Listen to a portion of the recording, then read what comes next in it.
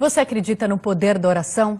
100 mil habitantes de uma cidade do interior do estado do Rio fizeram uma corrente de pedidos pela recuperação de um jovem que sofreu um grave acidente de moto. E foi depois de uma prece dentro da UTI que o paciente despertou do coma. Um milagre? Veja na reportagem de hoje da série Cura pela Fé.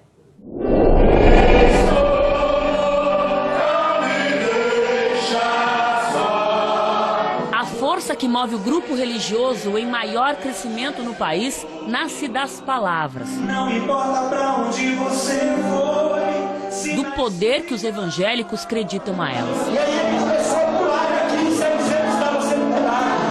Pedir e acreditar para receber.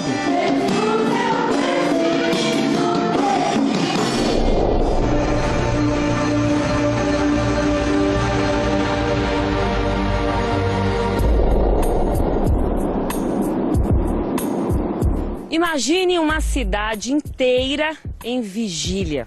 Qual o poder de 100 mil habitantes em oração?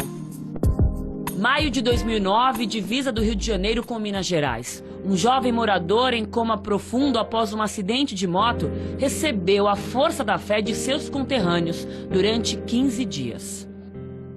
E contrariando todas as previsões médicas, essa é uma história com final feliz. Tudo bem, Renato? Prazer. Joia, prazer. Aline, tudo bom? Para contá-la, nós viemos ao encontro do protagonista. Um rapaz de 26 anos que mora com a família e acaba de ficar noivo.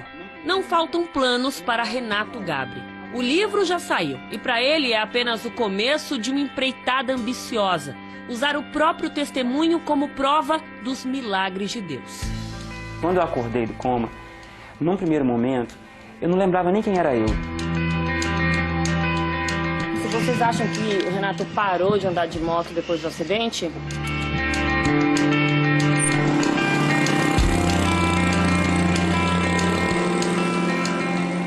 Chegamos ao local do acidente, que está perto de completar 6 anos. Hoje a rua é asfaltada, não há mais paralelepípedo e nem buracos, como o que interrompeu o caminho do então estudante de Direito. Eu vim andando por aqui, quando de repente, pá! Ela ficou presa no buraco, eu fui voando por cima da moto, e então o capacete se soltou e eu caí. O diagnóstico foi de traumatismo crânioencefálico gravíssimo. Aquela noite era plantão do Dr. Agostinho. Pode dizer que, de fato, o Renato ficou muito perto da morte, Dr. Agostinho? Não só naquele dia em si com relação ao trauma, mas também pelas complicações que vieram posteriormente, sobretudo no contexto infeccioso. Convulsões e um quadro de infecção generalizada. Uma coisa que marcava muito por parte da mãe, por pior que fosse esse prognóstico, a fé dela era uma coisa que preponderava.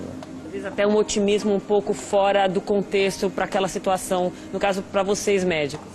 Eu muitas vezes me perguntava se ela não estava entendendo a gravidade do momento. Mas depois, por tudo que a gente passou, eu vi que realmente era uma coisa muito pessoal dela, religiosa, espiritual. Isso é fé. É você não duvidar.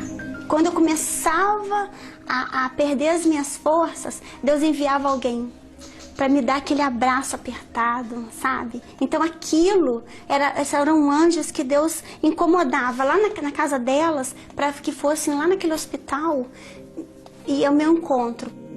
E foram muitas visitas, orações, até a festa de aniversário foi registrada em fotografias. No que muitos enxergam um milagre, Renato vê uma missão. Desde o ano passado ele viaja o país contando sua história. A um roteiro já impressionante se soma uma voz afinada. Eu sei, porque sei.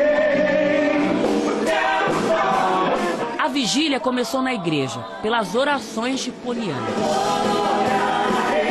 Foi uma convocação mesmo de um clamor pela vida do Renato. Entre os convocados, uma mulher chamou a atenção de Rose.